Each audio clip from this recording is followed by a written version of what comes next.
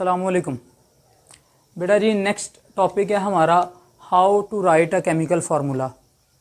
है तो ये लॉन्ग क्वेश्चन, लेकिन पेपर में ज़रा कम आता है, लेकिन फिर भी हमने तैयार तो करना है ना, इम्पोर्टेंट है। सबसे पहले वो कहता है कि जैसे एलिमेंट्स के लिए हमारे पास सिंबल होता है ना, यानी ऑक्सीजन को O कह दिया, हाइड्रोजन को H कह दिया, ठीक है, कार्बन के लिए C सिंबल है। इस तरह वो कहता है जो केमिकल कंपाउंड होगा ना, कंपाउंड क्या होता है, जब दो या दो से ज़्यादा तरह के एटम्स आपस में केमिकल बॉन्ड बनाते हैं, ठीक है, तो वो जो नई चीज़ बनेगी ना, नई सब्सटेंस बनेगी, उसको हम कहते हैं कंपाउंड। अगर आपने कंपाउंड वाली वीडियो नहीं देखी तो ज़्यादा लंबी नहीं है वो वीडियो, आप देख सकते हैं, ऊपर आई बटन में आपको शो हो जाएगा। तो कंपाउंड के लिए हमारे पास होता है केमिकल फार्मूला, वो उस कंपाउंड के पूरे नाम की शॉर्ट फॉर्म होती है, ठीक है। जैसे कार्बन डाइऑक्साइड के लिए हम यूज़ करते हैं CO2, वाटर के लिए हम करते हैं H2O, ठीक है, सोडियम क्लोराइड के लिए यूज़ करते हैं NaCl। इस तरह अब होगा क्या, जब कंपाउंड में एटम्स बॉन्ड बनाएंगे ना, तो ये देखो, सोडियम एक एलिमेंट है, क्लोरीन एक दूसरा एलिमेंट है, लेकिन जब ये दोनों केमिकल बॉन्ड बनाएंगे ना तो बनेगा NaCl। अब NaCl एक कंपाउंड है, ये दोनों एलिमेंट्स थे तो ये इनके सिंबल थे। अब जब इन दोनों ने आपस में बॉन्ड बनाया है तो जो NaCl है ये एक कंपाउंड है, तो फिर ये सिंबल नहीं है, बल्कि है तो वैसे सिंबल ही, लेकिन वो इसको कह रहा है कि ये इसके लिए स्पेशली केमिकल फार्मूला है। सोडियम के लिए Na सिंबल हो जाएगा, Cl क्लोरीन के लिए सिंबल हो जाएगा, और NaCl जो है वो कंपाउंड के लिए केमिकल फार्मूला हो जाएगा, ठीक है। अच्छा, अब ये जैसे ये लिखा है ना NaCl या CaCl2, ये लिखने के लिए कुछ रूल्स हैं, ये सब पे ही अप्लाई हो जाते हैं। पहला रूल है कि सिंबल्स जो हैं एलिमेंट्स के, उनको आपने साइड बाय साइड यानी एडजेसेंट पोजीशन पे एक साथ रख देना। जैसे ये उंगली है ना, साथ साथ हैं, बिल्कुल इसी तरह आपने सिंबल को एक साथ रख देना। एक और आगे से पॉइंट है कि वो सिंबल या वो एलिमेंट जिस पे पॉजिटिव चार्ज होगा या आ सकता है, उसको हम पहले लिखेंगे और नेगेटिव वाले को बाद में लिखेंगे, ठीक है। तो पॉजिटिव सिंबल पहले आएगा और नेगेटिव सिंबल जो है वो बाद में आएगा। दूसरा रूल क्या है कि वैलेंसी जो है वो सिंबल के राइट कॉर्नर पे, कहाँ, टॉप राइट, यानी राइट साइड पे ऊपर की तरफ सिंबल के ऊपर लिखी जाएगी। तो सोडियम का सिंबल है Na, उसकी वैलेंसी होती है +1, तो 1 वैसे हम लिखते ही नहीं है तो प्लस का साइन लगा देंगे। कैल्शियम ग्रुप 2 का मेंबर है तो इसके ऊपर वैलेंसी आएगी 2, कौन सी, +2, ठीक है जी। और फिर क्लोरीन और फिर ऑक्सीजन। थर्ड पॉइंट क्या है, वो कहता है जब जाहिर है, पहला पॉइंट था कि जो सिंबल्स हैं उनको आमने सामने रख देना, ऐसे एक साथ रख दिया, ठीक। अब इनके ऊपर इनकी वैलेंसी लगा देनी है, ठीक है, लगा दी। अब वो तीसरे पॉइंट में कहता है वैलेंसी क्रॉस एक्सचेंज कर दो, ठीक है। क्रॉस एक्सचेंज कैसे होगी जी, ये देखो, जैसे कैल्शियम है ना, तो इसकी वैलेंसी ऑक्सीजन के नीचे आ जाएगी और ऑक्सीजन की जो वैलेंसी है वो कैल्शियम के नीचे लिख देंगे।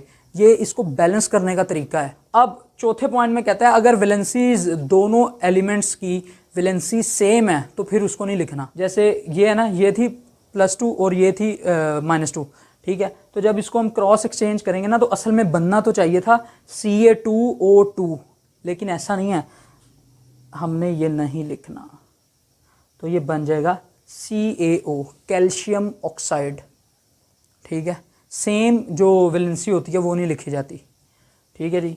तो इसी तरह सोडियम के लिए बनेगा, इसका +1 इधर, इसका -1 इधर। चार्ज नहीं लिखना, सिर्फ नंबर लाना है, ये भी याद रखना है, चार्ज नहीं लाना। यानी ये ना हो यहाँ +2 कर दो और यहाँ -2, या यहाँ -2 यहाँ +2, ऐसे नहीं, सिर्फ मैथमेटिकल जो नंबर है ना, चार्ज नहीं लगाना, सिर्फ नंबर को लिखना है। पांचवा पॉइंट है कि अगर कोई आयन एक से ज़्यादा एटम्स रखता है, यानी उस पर चार्ज भी है और वो एक से ज़्यादा एटम है, जैसा कि SO4, PO4, तो वो कहता है इनके ऊपर जो वैलेंसी आएगी वो ओवरऑल रिप्रेजेंट करेगी इनको, ठीक है।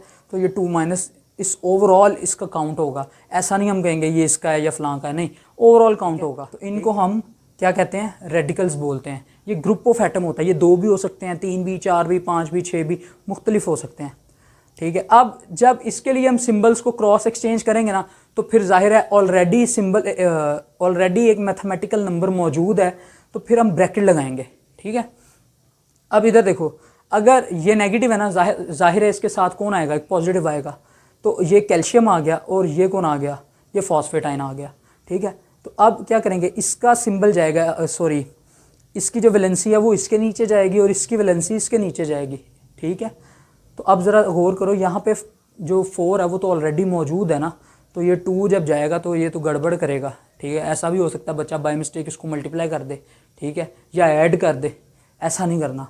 तो करेंगे क्या, हम इसके इर्द गिर्द जिसमें पहले से नंबर मौजूद है, जिसमें पहले से कोई नंबर ऑफ एटम्स एक से ज़्यादा हैं, उसके इर्द गिर्द ब्रैकेट लगेगी।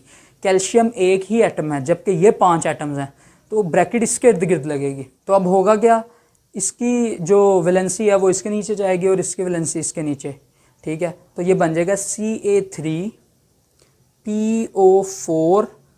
इसको हम पता क्या बोलेंगे, ब्रैकेट को नहीं बोलने की ज़रूरत है, हम कहेंगे CA3PO4 ट्वाइस, ठीक है। ये 2 है ना, तो इसको हम बोलेंगे ट्वाइस। ट्वाइस जब हम कहेंगे ना, ऑटोमेटिकली इसका मतलब ये है कि ब्रैकेट है, ब्रैकेट के अंदर ऑलरेडी कोई ग्रुप मौजूद है और उसके बाहर जो है वो 2 लिखा हुआ है, मतलब जो 2 है उसको हम कह रहे हैं ट्वाइस। इसका मतलब ये ग्रुप 2 बार है, ठीक है। PO4 और PO4 2 दफ़ा है, इसका मतलब ये है। सेम यहाँ पर है, एल्यूमिनियम सल्फेट है। अब जो एल्यूमिनियम है इसके ऊपर +3 चार्ज होता है, ठीक है। ये आहिस्ता आहिस्ता ना याद हो जाएंगे खुद ही, ठीक है। हो सकता है आप परेशान होते होंगे ये कहाँ से आ रहा है +3, ये -2 +2, ये थोड़ा टाइम लगता है क्योंकि 9th क्लास है ना। बाद में बिल्कुल नॉर्मल चीज़ें लगेंगी, याद भी करने की ज़रूरत नहीं पड़ेगी, ठीक है, ये खुद ही याद हो जाएंगी। तो इसलिए ज़्यादा फिक्र नहीं करनी, बस जो 1-1 2-2 एग्जाम्पल्स बुक में है ना, उसको पेपर की खातिर बस हमने याद कर लेना है, ठीक है। इतना कोई फिक्र में पढ़ने की ज़रूरत नहीं है, ठीक है जी। अब इसका चार्ज इसके नीचे और इसका चार्ज ये वैलेंसी इसके नीचे, तो ये बन जाएगा Al2SO4 Al2SO4 थ्राइस। ये Al2SO4 थ्राइस ये बन जाएगा।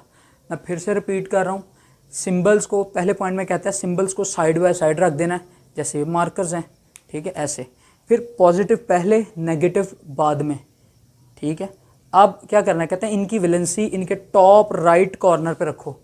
ये देखो टॉप राइट, यानी राइट साइड पे ऊपर की तरफ, ठीक है जी, रख दी। अब क्या करना है, इसके बाद करना है क्रॉस एक्सचेंज, यानी कि पॉजिटिव आयन की वैलेंसी को नेगेटिव के जो नीचे रख देना है, ठीक है, और नेगेटिव आयन की वैलेंसी को पॉजिटिव आयन के नीचे रख देना है, ठीक है जी। और कुछ इस तरह से हमारे पास केमिकल फार्मूलाज बन जाएंगे। ये केमिकल फार्मूले हैं, ठीक है, ये एमसीक्यूज़ में भी आते हैं। फिर 5वां पॉइंट है, वो कहता है कि अगर कोई आयन ऐसा आ गया है कि जिसमें एक से ज़्यादा एटम्स मौजूद हैं, तो फिर हम उसको रेडिकल अक्सर बोलते हैं। इस सवाल में याद रखने की ज़रूरत नहीं है बस, ठीक है। फिर वो कहता है हमने ब्रैकेट का यूज़ करना है क्योंकि उसमें ऑलरेडी नंबर ऑफ़ एटम्स मौजूद हैं, ठीक है, तो वो गड़बड़ ना करें, मिक्स ना कहीं हो जाएं, तो इसलिए हमने ब्रैकेट का इस्तेमाल किया। फिर क्या करना है, फिर वही सेम पॉइंट, उनको एक साथ ऐसे साइड बाय साइड रख के उनकी वैलेंसीज को एक्सचेंज कर देना है, ठीक है, और फिर ब्रैकेट लग जाएगी। और इस ब्रैकेट को हम कहेंगे ट्वाइस, क्योंकि 2 है ना, हम कहेंगे CA3PO4 ट्वाइस, और इसको हम कहेंगे Al2SO4 थ्राइस। जब भी ये लॉन्ग क्वेश्चन की फॉर्म में अगर बोर्ड में आ जाए या किसी टेस्ट में आ जाए, आपने ये 4-5 पॉइंट्स लिखकर और इसको बस ऐसे फाइनल कर देना। हाँ, जब आपने ये स्ट्रक्चर्स बनाने हैं ना, तो आपने ये बड़े खूबसूरत करके साफ़ सुथरे उनको थोड़ी जगह देनी है, कंजूसी नहीं करनी, ठीक है, इनको ज़रा जगह देकर प्यारा प्यारा करके लिखना ताकि नंबर आएँ।